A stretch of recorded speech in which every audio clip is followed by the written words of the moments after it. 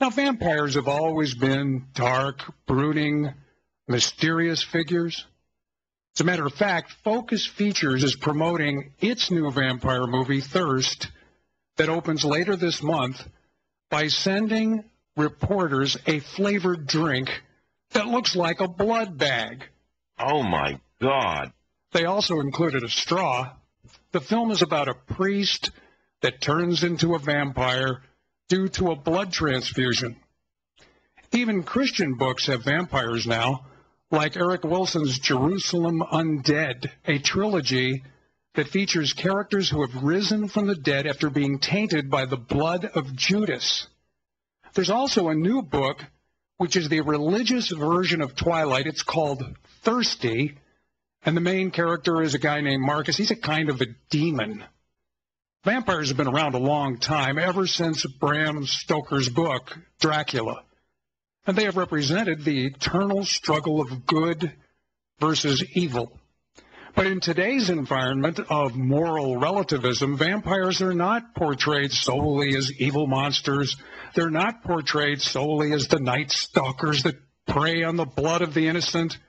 They're often sort of defanged and shown as complex characters struggling with newfound morality.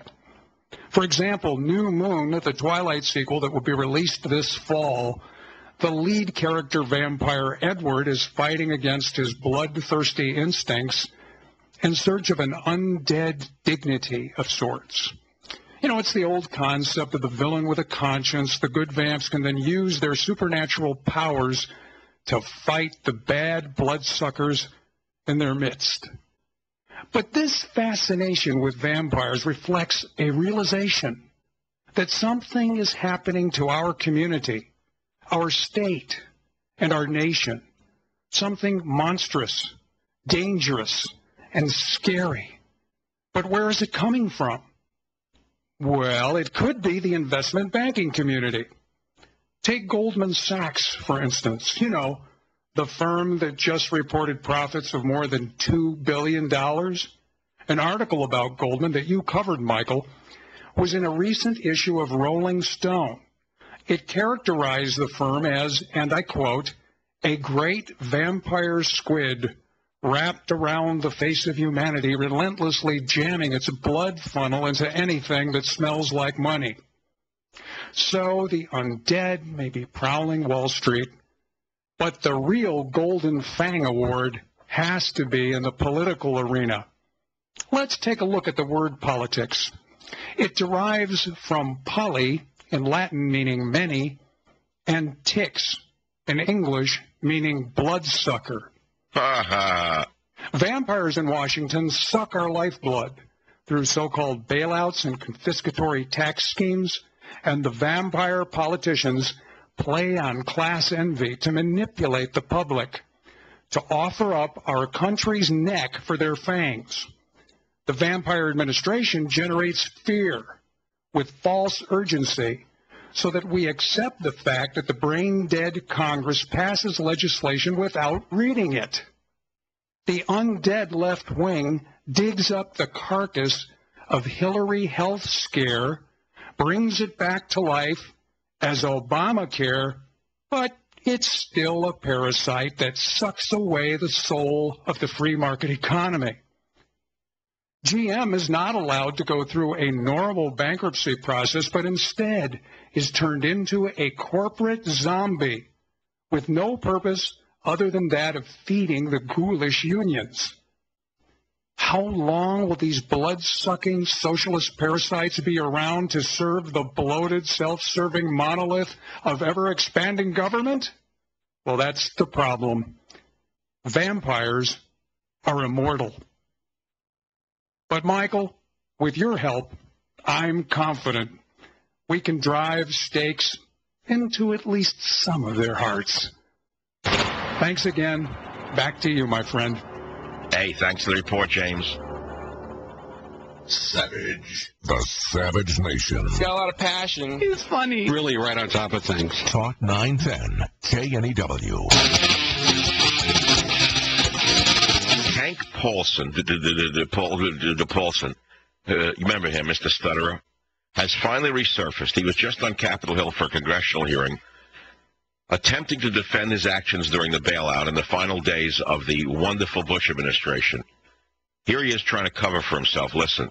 I served as Secretary of the Treasury from July 2006 to January 2009. During my tenure, the world experienced a financial crisis unprecedented in our lifetimes. The crisis presented a relentless series of novel challenges that required swift, innovative, and dramatic responses. Through and through, he's making it up. Now, you know I think Dennis Kucinich is an open communist, but he happens to be right on the money when he questions Paulson. Listen to this one. Perhaps you can explain to this committee how a Secretary of the Treasury can justify punishing an unwise but lawful act while ignoring potentially illegal ones. Well, in terms of legality... Could you speak closer to the mic? Yeah, I would say in terms of legality, I think that's... I certainly don't feel qualified to sit here and opine on whether there was an illegal action. The fake stutterer strikes again. He isn't able to opine, but it gets better. Republican Representative Jim Jordan of Ohio really lays into him, and Paulson says he doesn't have time to answer. When we started down this bailout road, this bailout fever that's grabbed Washington, it frankly started on October 3rd when the Congress of the United States decided to give you $700 billion of taxpayer money. And the whole premise of that action was that you were going to take that money and you were going to go buy the troubled and toxic assets. You were going to clean things up and things were going to get back on the right track. And yet, to date, the Treasury has not purchased those assets. So I want to know, when did you know that you could not be able to do what you told Congress? I remember hearing sitting in on the conference calls with you and Mr. Bernanke. I remember when you came in front of lawmakers and you talked about, we're going to buy these troubled assets. And yet, actually 10 days later, you had changed direction completely and instead just injected capital into the institution. So, did you deceive Congress before the October 3rd vote, Mr. Paulson? Yeah, let me... And again, pretty clear pattern of what's taking place. Well, unfortunately, I don't think I have time to respond to every question. He doesn't have time to answer, but he had time to give billions to his Wall Street cronies? But Paulson says all he needed was flexibility. Wouldn't you say the main point that you and Mr. Bernanke sold, and I didn't go along with this, I thought it was a crazy plan, the main point you sold to the Congress of the United States was we were going to go in and buy these toxic troubled assets? Well, I would say this. Would you agree? Yeah, that was the main point. That was, and it changed in 10 days. Let me say this. That was the main thrust, and that's what we talked about. But we, from the beginning, wanted flexibility. Congress wanted to give us flexibility. It was very good that Congress gave us flexibility. Of course, Obama won't try to take action against Paulson. They're friends with too many of the same people, and they're all going to be together this summer at Martha's Vineyard. On michaelsavage.com, I've linked to an article by Professor Ellis Washington entitled J'accuse England, J'accuse America. What does that mean? Well, it's about my banning by Britain, okay, and the ban on free speech, which affects everybody. I've asked Professor Washington to come on the show to discuss this piece, comparing my being banned from Britain to the Dreyfus Affair of the late 1890s. Professor Washington, welcome back to the Savage Nation.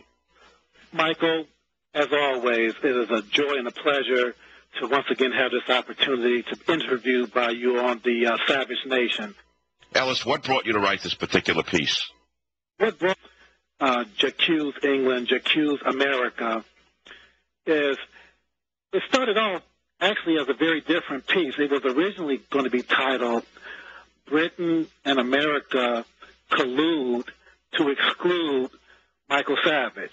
And I was just going to do a play off of that recent article that you had broadcasted by Jim Myers of Newsmax that he had written on July the 1st. And in Jim Myers' article, he had broken the story, actually, a bombshell article, that he had information at the highest levels that Britain and America indeed are colluding presently to exclude Michael Savage, and although they tried to deny that they had done this prior to, recent revelations, it begs the question, well, if you're talking about blacklisting Michael Savage right now, why are we not to believe logically that this didn't occur a month, 2 months, maybe even 3 months ago?